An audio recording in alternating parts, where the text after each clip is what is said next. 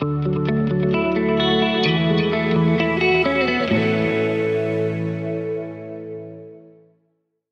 tayong gagawa ng mga importanteng desisyon sa buhay natin when we are experiencing some kind of desolation. In other words, meron tayong mga nararamdaman na negative sa puso natin. Meron tayong mga naiisip na maaring negative or wala tayo sa ayos ika nga sa ating puso. Ang tawag diyan yung desolation, when you are not feeling right and things seem to be going wrong sa mundo mo, you feel God is not there or simply, wala sa wala sa calm and peaceful na uh, state ang iyong kaluluwa. During such times, huwag kang gagawa ng mga major decision. Pag medyo upset ka, nagagalit ka, naiinis ka, learn to just pause and reflect. Okay? Kasi kapag ganun yung nangyayari at medyo wala ka sa mood or meron kang galit kanino man, tapos you're going to make an important decision in your life, most likely mali yung gagawin mo. No?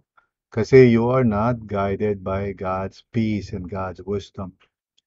Now, kapag nakakaramdam ka ng mga negative, siyempre, una sa lahat, you want to really ask yourself, saan ba nanggagaling ito, no?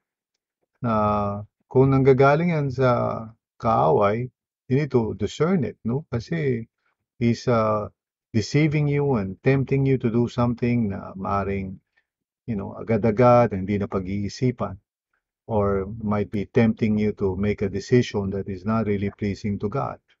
So you need to discern that, no? Kung galing sa kaaway yan, kung temptation ba yan. But sometimes it can be coming from you dahil may mga issues ka, dahil may mga bagay that God is still working in you. And therefore, it's very important for you to pause, to analyze, bakit mo nararamdaman yun? Ba't ka nagagalit? Ba't ka naiirita? Ba't ka nagtatampo? Because more often than not, these are growth pains, These are things that God is revealing about you in order to transform you, okay? In order to uh, redeem yung aspect na yun sa buhay mo. Maybe there's pride in your heart. Maybe there's a self-importance, or maring, may malice ka, madali kang mag-judge sa mga tao. Maybe there are areas of your life that God wants to redeem.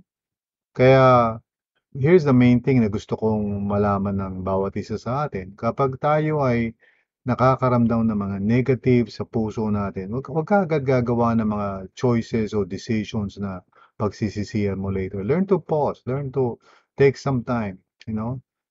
Go to God, and God is not intimidated by your negative feelings.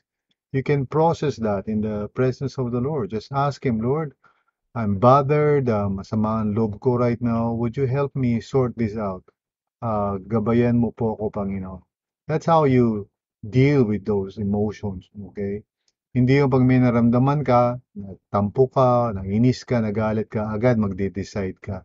Learn to be wise and learn to give distance, ika nga, from the time na meron ka nararamdaman to the time that you decide. In fact, the best thing to do is not to decide pag negative ang state ng soul mo. Learn to just wait upon the Lord and seek God's help para maunawaan mo kung saan nagmumula at saan nanggagaling yung mga negative feelings mo. I hope this helps. God bless.